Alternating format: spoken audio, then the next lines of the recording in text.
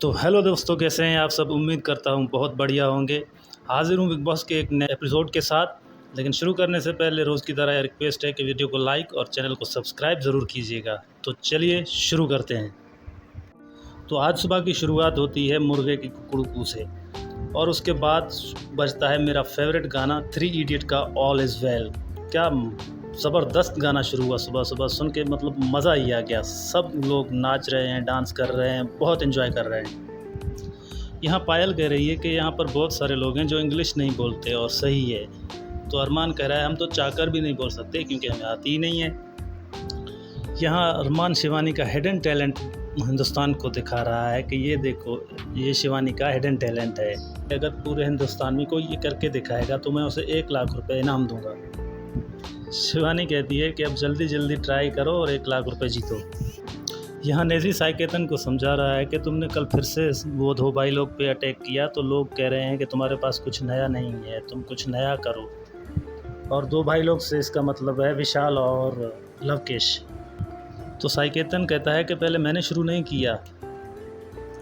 नेजी कहता है तो लेकिन अभी तक तुम क्यों लेके बैठे हो, पहले दिन की बात है, अब छोड़ दो, ग्रजेस होल्ड करके क्यों रखते हो।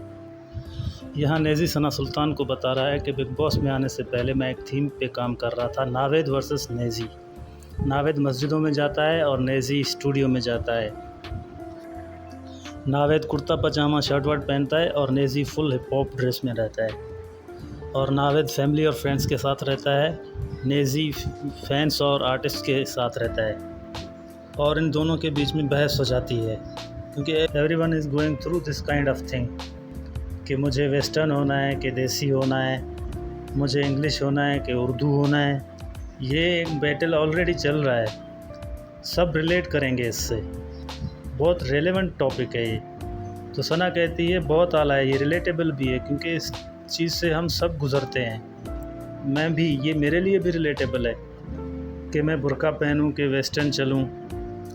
यहाँ रणवीर इन लड़कियों को योगा सिखा रहे हैं। यहाँ नेजी शिवानी को पानी में देखकर कहता है गई भैंस पानी में। तो शिवानी कहती है तुम भैंसे हो। तो पायल कहती है मैं शार्क हूँ। तो नेजी कहता है हाँ तुम शार्क लगती हो। तो शिवानी कहती है मैं तो डॉल्फिन हूँ। नेजी कहता है डॉल्फिन किस एंगल से, डॉल्फिन तो बहुत प्यारी होती है। शिवानी कहती है मैं भी तो प्यारी हूँ। सबके फ़ोन पे एक मैसेज आया है, ड्यूटीज़ बांट ली गई हैं, राशन भी आ गया है, एक सदस्य घर से बाहर भी हो गया है, सीज़न तेज़ी पकड़ रहा है, जागते रहो भागते रहो।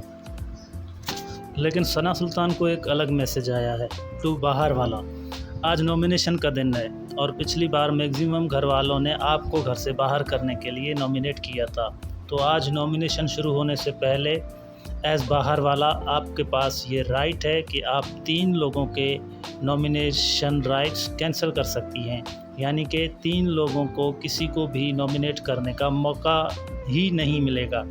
आप इस मैसेज का रिप्लाई भी करें और मुझे वो 3 नाम भी बताएं। तो सना पायल, अरमान और चंद्रिका के नाम सेंड करती है। यहाँ दीपक कह रहे हैं कि आज के हमारे हीरो ऑफ द डे हैं अरमान भाई। तो अरमान भाई बताइए आप इन्फ्लुएंसर कैसे बने और इसका काम आपने कैसे शुरू किया। तो अरमान कहता है मेरा गाने पे बनाने का कोई इरादा नहीं था, मेरा मकसद ये था कि मैं कंटेंट बनाऊं और वो कंटेंट जो शेयर हो सके। और मुझे पूरे हिंदुस्तान में जो टिकटॉक चलाते थे वो जानने लग गए थे और वो कंफ्यूज थे कि ये 2 लड़कियां लेके जो घूमता है ये कौन है। तो पायल कहती है लोगों को ये कन्फ्यूजन रहता था कि एक बहन है और बीवी है, या तो एक बीवी है और एक साली है, लेकिन किसी को पता नहीं होता था कि दोनों ही बीवियां हैं। यहाँ रणवीर सना मकबूल से पूछ रहा है कि तुम अपनी सक्सेस स्टोरी बताओ कि सना मकबूल कैसे बनी। तो सना अपनी स्टोरी शुरू करती है कि मैं 12 या 13 साल की थी और मैं लोगों को टीवी पे देखती थी। मैं बहुत डिज़नी शोज़ देखती थी और मैं सोचती थी कि अगर ये लोग वहाँ हैं तो मैं क्यों नहीं पहुँच सकती। फिर एक विश शो किया कलर्स के साथ, एंड देन जैसे ही वो शो ख़त्म हुआ तो पेंडेमिक आ गया और पेंडेमिक में बहुत सारे इंसिडेंट्स हो गए थे। I had dog bite accident. तो रणवीर इससे पूछता है कि you had a dog bite on your face. तो वो कहती है या। तो रणवीर हंसते हुए कहता है ये कौन सा बेंचोत कुत्ता था, वो कुत्ता जिंदा है अब तक। तो सना कहती है आई डोंट नो। तो रणवीर कहता है दैट्स हॉरिबल मैन। तो सना कहती है कुत्ते ने मुझे यहाँ पे कट कर लिया था and it was very bad. मुझे 121 टांके लगे थे लिप्स पे। फिर 9 महीने में बहुत संघर्ष कर रही थी इस चीज़ से बाहर निकलने के लिए। And I still feel it's a scar on my heart. और रोने लग जाती है तो सब आ जाते हैं उसे दिलासा देने के लिए। तो रणवीर को बिग बॉस कन्फेशन रूम में बुलाते हैं और रणवीर आके बैठते हैं। तो बिग बॉस पूछते हैं, हेलो रणवीर, कैसे हैं आप? तो रणवीर कहते हैं, इस वक्त तो थोड़ा संजीदा है मामला। मैंने कल जब हम लोग पेट शॉप वाला टास्क कर रहे थे तो मैंने सना के ऊपर चुगली करते हुए एक मजाक किया था बोटॉक्स का और उसके होंठों को लेकर, लेकिन मुझे ऐसा बिल्कुल भी पता नहीं हुआ था कि उसके साथ ये हादसा हुआ था जहां उसके लिप्स पे टांके लगे थे। तो मुझे उसका बहुत बुरा लग रहा है। तो बिग बॉस कहते हैं, अनजाने में हो जाता है कभी कभी ऐसा, इतना दिल पे नहीं लेना चाहिए। अफसोस ज़रूर होता है लेकिन we have to move on. तो रणवीर कहते हैं जी। तो बिग बॉस कहते हैं, रणवीर आपके सामने एक चिट्ठी पड़ी है, सभी घर वालों को लिविंग एरिया में एकत्रित करके इसे उनके सामने ज़ोर से पढ़िए। तो अब रणवीर वो चिट्ठी पढ़ रहे हैं। दीवारों के भी कान होते हैं, ये कहावत तो आप सबने सुनी ही होगी, लेकिन बिग बॉस के घर में एक पेड़ है जिसके ना सिर्फ कान है और एक मुंह भी है। और आज इसी पेड़ के ज़रिए घर में गूंजेगी नॉमिनेशंस की आवाज़। स्टोर रूम को जाने वाला जो पुल है उसे पार करते ही एक पेड़ है। मेरे बुलाए जाने पर एक एक करके सभी घर वालों को पुल पार करके उस पेड़ के पास आना है। फिर आप उस पेड़ के करीब जाकर उस सदस्य का नाम लेंगे जिसे आप नॉमिनेट करना चाहते हैं और साथ में उसे नॉमिनेट करने की वजह भी बताएंगे। सारे घर वाले 2 लोगों को नॉमिनेट करेंगे, लेकिन आज सिर्फ 12 घर वाले इस नॉमिनेशन की प्रक्रिया के हिस्सेदार बनेंगे, क्योंकि बाहर वाले ने 3 सदस्यों के नॉमिनेट करने का हक छीन लिया है। और वो 3 सदस्य हैं चंद्रिका, अरमान और पायल।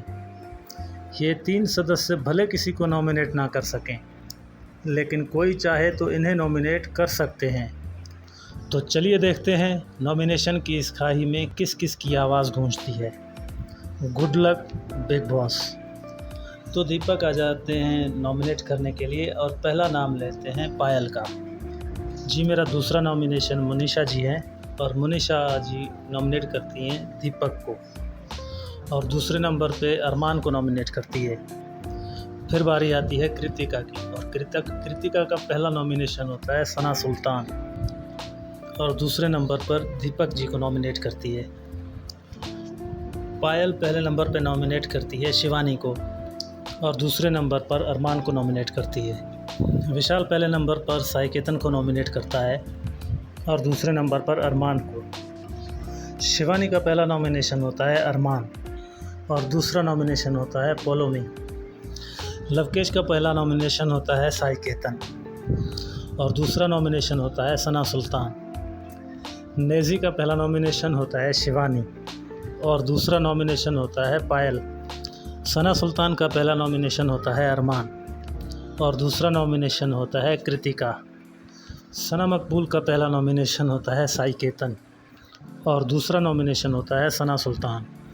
साहिब केतन का पहला नॉमिनेशन होता है सना मकबूल और दूसरा नॉमिनेशन होता है लवकेश। रणवीर का पहला नॉमिनेशन होता है लवकेश और दूसरा नॉमिनेशन होता है विशाल। इसी के साथ नॉमिनेशंस की प्रक्रिया पूरी होती है और जिनके नाम की आवाज़ सबसे ज़्यादा गूंजी और जो इस हफ्ते घर से बेघर होने के लिए नॉमिनेट होते हैं वो हैं अरमान, सना सुल्तान, साई केतन, पायल, दीपक, शिवानी और लवकेश। यहाँ सबको फिर से मैसेजेस आना शुरू हो जाते हैं। सबको ये मैसेज आता है कि गुड इवनिंग, उम्मीद है आपकी शाम अच्छी जा रही है। और सना सुल्तान को मैसेज आता है कि आपको बतौर बाहर वाला फायर किया जाता है, आपके और बाहर के डायरेक्ट कनेक्शन को यहीं कट किया जाता है, आपका और बीबी का चैनल डिलीट किया जा रहा है, लेकिन आप कभी बाहर वाला थी ये कभी भी किसी को भी पता नहीं लगना चाहिए। फायर होने के बाद भी आपको ये सीक्रेट ही रखना होगा। और साई केतन को मैसेज आता है, तो बाहर वाला, आप नया बाहर वाला हैं, आपका और मेरा ये गुप्त चैनल अब शुरू हो गया है। यहाँ मैं आपको घर और बाहर वालों से जुड़ी इन्फॉर्मेशन और गेम चेंजिंग फीडबैक भेजता रहूँगा। आप उसे अपने हिसाब से गेम में यूज़ करें, क्योंकि आप इसको कैसे यूज़ करते हैं ऑडियंस आपको ऐसी बात पे जज करती रहेगी। बस इतना याद रखना, ये एक टॉप सीक्रेट है। अब आप बाहर वाला हैं, ये किसी को भी कभी भी पता नहीं चलना चाहिए, ना अभी और ना अगर आप कभी फायर हो गए तब।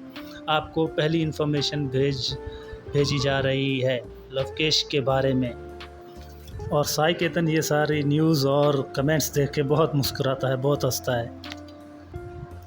और शाम को फिर सबको मैसेज जाते हैं, गुड इवनिंग, उम्मीद है आपकी शाम अच्छी जा रही है। लेकिन केतन को अलग मैसेज आता है, तो बाहर वाला, हमने आपको बाहर वाला बनते ही इस सीज़न की सबसे बड़ी इन्फॉर्मेशन दी, क्योंकि हमें लगा था कि आपको 24/7 चलने वाले इस शो को लेकर क्लैरिटी है। लेकिन हमें नहीं पता था कि साई केतन भी अभी भी अपने फिक्शन शो में ही फंसा है, जहां जब बिग बॉस बुलाता है, टास्क आता है, आपके दिमाग में रिश्तों को लेकर बड़ी क्लैरिटी आ जाती है। लेकिन उसके अलावा तुम्हारे हिसाब से शायद जो ऑफ टेक्स होते हैं, उनमें आपकी सारी क्लैरिटी और ओपिनियंस धुंधले हो जाते हैं।